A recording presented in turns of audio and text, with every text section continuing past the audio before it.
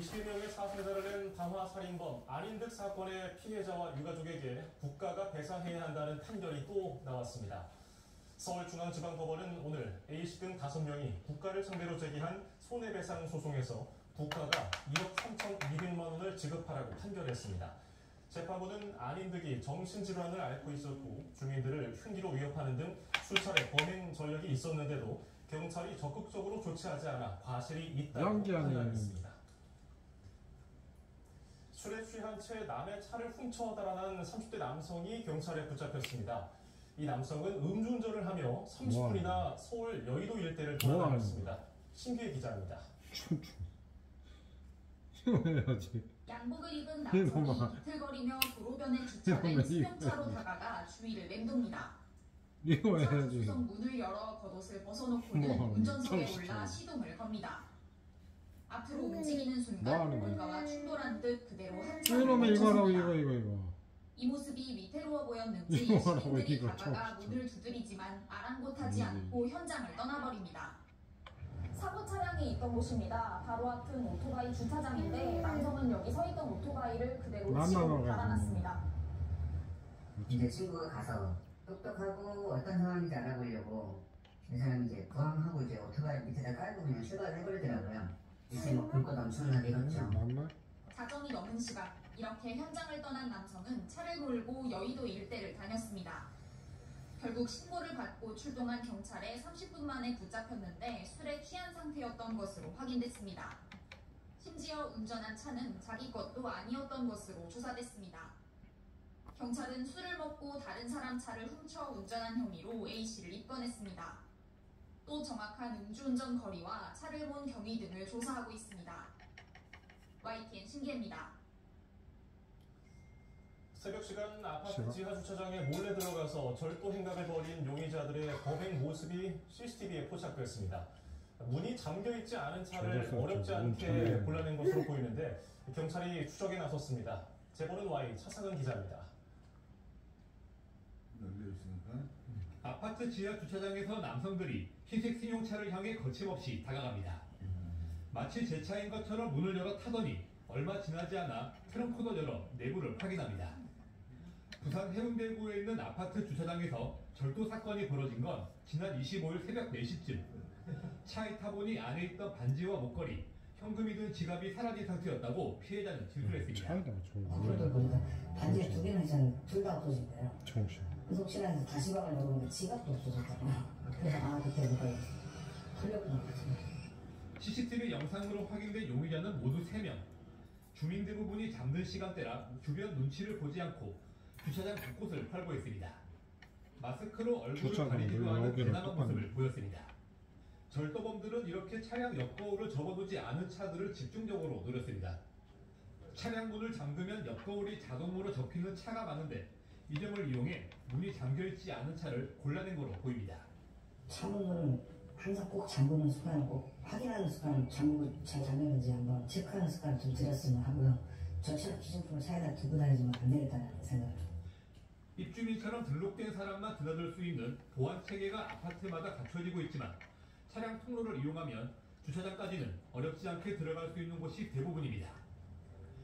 주차장에서 벌어지는 절도 범죄는 전국에서 매년 10,000건 안팎으로 발생하고 있습니다. 수사에 나선 경찰은 차량에서 채취한 지문과 CCTV 등을 분석해 용의자들을 쫓고 있습니다. YTN 차상입니다.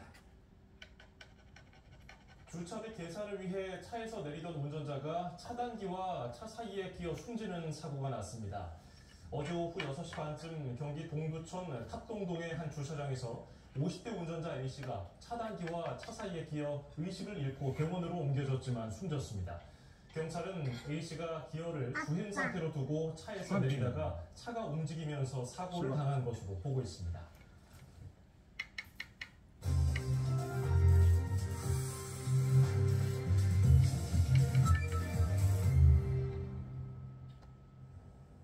대학 동문 등 여성 사진을 음란물과 합성해 제작하고 유포한 서울대 N번방 사건의 주범이 1심에서 징역 10년을 선고받았습니다.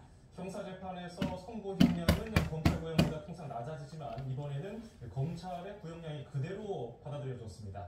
법원의 판단 배경은 무엇인지 오선희 변호사와 짚어보겠습니다. 어서 오세요. 네, 안녕하세요. 10년을 구형했는데 그대로 나오는 거는 사실은 그렇게 많은 분들이 예상하지 못했을 것 같아요. 네, 굉장히 이례적이죠. 그리고 이 사건이 허위 영상물이고 실제로 촬영한 사건은 아니었거든요. 이제 기존에는 실제 우리가 흔히 말하는 몰래카메라라고 하는 실제 촬영물보다 허위 영상물이 더 피해가 적다고 생각하고 실제로 수사도 잘 되지 않고 처벌도 더 낮은 수위로 되었기 때문에 이 사건이 가지는 의미는 좀 굉장히 크다고 생각합니다. 실제로적으로 물리적인 성폭력을 야, 우리나라도 10년이 많이 준 거야. 사람 죽인 게 아니잖아. 강간죄를 기준으로 생각해 본다면 죽여가지고 20년이면 적은 거지. 법정에 3년이거든요. 근데 10년이면 그래도 많이 주고. 뭐 합의하지 않으면 다른 정권 없다고 했을 때 징역 3년에서 그러니까 3년 정도를 선고를 하니까 이 사건이 물리적 폭력이거나 물리적 원래 자체 3년 없이 4년 그죠. 허위 영상물 등을 만들어서 피해자를 괴롭힌 그것 때문에 이제 사건으로 가중 생각을 해보면 형량이 검찰에서 10년 구형한 것은 실제로 법원에서 5년에서 뭐 7년 이 정도 선고할 거라고 예상하고 10년 최고 구형된 형량이거든요. 예. 그래서 법원에서 굉장히 많이 선고한 셈이죠. 향후에 항소심에서 이게 감형될 가능성은 어느 정도 있다고 보세요? 이제 보통의 경우라면 검사의 구형대로 선고되는 경우 그리고 피고인이 항소하는 경우에 이제 감형되는 경우도 굉장히 많거든요. 네. 이제 다만 이 사건은 1심의 이제 선고 당시에 법원에서 지적한 판결의 내용이 굉장히 타당하기도 하고 지적의 내용을 보면 피해자들의 피해 회복이 굉장히 어렵다는 점 그리고 그 허위 영상물을 주고받을 때 나왔던 대화 내용 같은 것들이 지적이 됐기 때문에 사실 항소한다고 해서 다른 조건의 변화, 양형 조건이 새롭게 변화되지 않는 한 감형되기 어렵다고 그러니까 잘 먹고 잘 자야 되는 거야. 주범 박씨 등은 이제 정신적인 문제가 있어서 감형을 했다 이렇게 하면서 선처를 좀 호소를 하긴 했는데 이게 전혀 안 받아들여진 모양입니다. 예, 법원에서 그에 대해서 아주 명확하게 지적을 했어요. 이 범행의 기간이 3년 6월이나 됐다. 그리고 피고인이 범죄 중단할 수 있는데 중단 전혀 하지 않았고 심지어 피해자들한테 직접 영상물을 보내면서 피해자들을 조롱하기도 했다. 그리고 다른 남성들에게 이런 영상을 더 보내주고 그런 것들을 보면 실제 지금 이 주장이 맞는지도 의심스럽다 이렇게 판결 이유를 밝혔거든요. 그래서 전혀 받아들여지지 않고 오히려 주장하는 거 맞지 않다까지 반박을 했죠. 판결을 보면은 정말 많은 내용이 들어있지만 잘 나가는 여성에 대한 열등감과 증오심을 전체적으로 표출한 것이다. 오만으로 범행을 했다.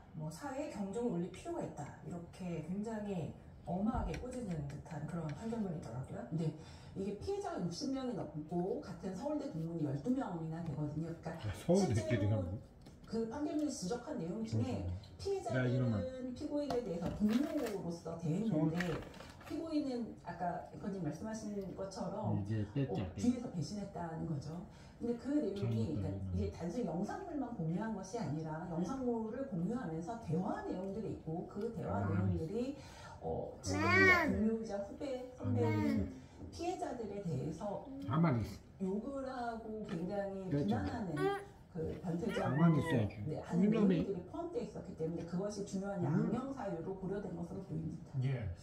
이 주범 박 씨 등은 정신적인 문제도 호소를 했지만은 반성문도 소천해졌고요. 일부 피해자와는 합의를 했다고도 알려져 있는데 이런 것들도 전혀 받아들여지지 않을 정도로 재판부는 엄하게 빨리 말을 해야지. 피해자가 일단 너무 인원이 많습니다. 피해자가 이제 60명이 넘는 측면이 고려가 분명히 됐고요. 예. 피해자가 60명이 넘는 저희가 사실은 이제 법률적으로 상습으로는 되지 않았으나 범행 기간과 그 실적 허용은 1,200개 정도였거든요. 그러니까 범행 내용으로 보면 반성문이나 일부 합의 가지고는 반영되기는 어려운 내용이 있었죠. 게다가 또 인격을 말살했다. 인간관계에 피해자들이 환멸을 느낄 수 있고 일상 사진도 앞으로 온라인에 포함해서 올릴 수가 없게 돼서 피해 회복이 불가능하다. 이렇게 얘기하거든요. 이게 지금 가만히 있어요. 이거 닦아. 너무 고도화되어 있어요. 그러니까 이거 피해자들 입장에서 피해자들은 이걸 찍은 네? 적도 없지만 제3자가 보기에는 구분이 안 아마 되거든요. 한 번씩 다 먹어. 그것 때문에 어차피 피해자들 오늘 못 입장에서는 그렇다고 누굴 찾아가서 거의 그건 다 아니야 설명할 수 다 먹었네, 없는 거의. 상황이기 때문에 피해복은 완전히 다 먹었잖아, 불가능하고 거의. 또 하나는 응? 동문이잖아요. 거의 다 그러면 먹었잖아.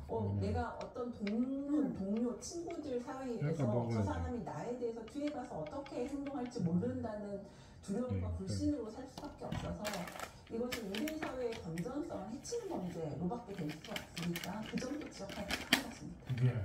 미국의 경우는 딥페이크 피해자들이 입은 피해를 보상하는 법안이 통과됐는데 이번 사건의 경우 피해자들이 어떻게 보상을 받을 만한 방법이 있을까요? 이거는 이제 범죄니까요. 예. 범죄 피해에 대해서는 일반적으로 민사상 불법행위로 이제 피해자들이 소송을 할 수 있습니다. 이거는 그냥 특별법이 없어가지고 실제로 불법행위니까요. 거의 다 먹었죠. 할 수 있는데 다만 금액이 이제까지는 이적으로 형량이 높은 적은 없었으니까 피해자들이 소송했을 때 이제까지 나왔던 마마 먹어야지, 불법 보다 얼마큼 더 많이 나올 수 있나 또는 그것이 마마 실제 먹어. 소송이 이긴 후에 집행은 가능한가 한 방울 먹어. 법률적으로 쟁점이 들어왔어요. 그러면 최근 이놈이. 6년 동안 디지털 성범죄로 인한 미성년 피해자가 22배 저렇게 하면 이게 배터도 전체 한 번은 디지털 먹어야지. 성범죄 피해자는 6.9배로 한 번은 먹어야지. 늘었는데 그 나이가 배터도 어릴수록 상관없어. 피해자의 증가 폭이 큰 이유가 안 있습니까? 먹어라. 피해자 굉장히 많이 늘었고요. 실제 맞아요. 미성년자가 압도적인 대다수입니다. 이것의 이제 기본은 SNS를 사용하는 연령이 굉장히 낮아졌기 때문이거든요. SNS를 사용하는 연령이 굉장히 낮아지면서 타인의 사진을 구하기가 굉장히 쉬워졌고요. 아니나? 타인의 사진을 구하기가 먹어야지. 쉬워졌으니까 그 사진을 가지고 이게 이제 어렸을 때 지금 휴대전화를 가지고 뭐 이렇게 사진 앱 같은 걸로 뭐 동물하고 이렇게 합성해서 가지고 놀던 이 어린 시절의 장난이 마치 범죄로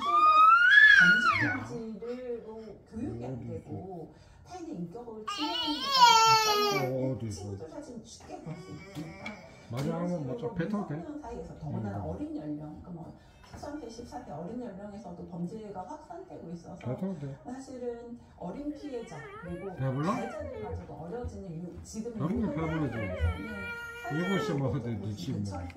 네, 말씀하신 대로 올해 검거된 이 디지털 관련 성범죄 피의자 506명 가운데 10대가 81.2%를 차지하면서 굉장히 어머. 많은 10대들이 이런 범죄를 하고 있는데 한번 그런 친구들 관련해가지고 아니나? 또 피해가 많이 생겼다는 말씀이신 거죠? 이거 할머니가 준 건데? 또 최근에 보면 할머니.